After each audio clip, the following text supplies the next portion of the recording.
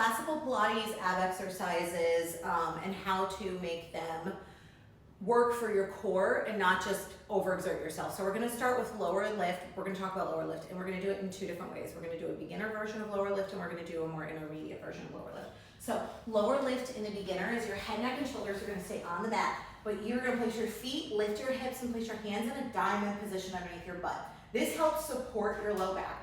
You're gonna bend your knees into your chest and then extend your legs to the sky. Now, you are softening your toes towards the ceiling. The idea here is you are lowering your legs maybe 6 inches at most. And then you are using your core to lift those legs. That's a fucking weird ass exhale, okay? Lower. And then even try to exhale all of the air out of your body. Engage that core. Now, what we don't want is this. We're not focusing on the lower in this exercise. You're focusing on the lift and using your lower abdominals to lift your legs, but your tailbone never leaves the mat. So what ends up happening in class is people focus so much on the lower, they come down here. Now, they need to use their low back, their quads, to bring their legs up, so then they do this. And their butt leaves their hands a little. It may not be that drastic, but their butt will start to leave their hands. That's because they're using momentum and their quads to do the exercise, not your abs. So don't go super low.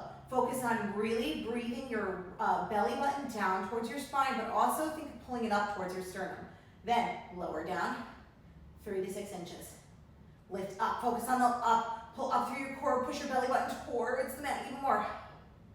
That is lower lift on the beginner level. So let's talk about lower lift on the intermediate level because it gets real spicy. So you're gonna place both your hands behind your head, curl your chin to your chest, look at your abs, extend your legs to the sky. Now, the idea is the same. We're not focusing on the lower, we're focusing on the lift. Lower, squeeze your inner thighs together, push your abs into the mat to lift. I don't know if you guys can see this because you're kind of far away. I am convulsing because this is a difficult exercise. I'm feeling this in my core and my inner thighs. So you see that the range of motion isn't massive. It's smaller. The smaller the range of motion, the harder this is. And I even think of when I lift my legs, I'm trying to bring my chest up to meet my thighs, but I'm not yanking on my neck. We are not, okay, so how do I usually say this in class? Your hands are a pillow for your head. They are not a lever, and you are not yanking on your head. This isn't high school. These aren't crunches, and those were terrible for us. And so it's not about yanking your head to meet your legs. It's about softening your head into your hands and your elbows staying wide as you lower.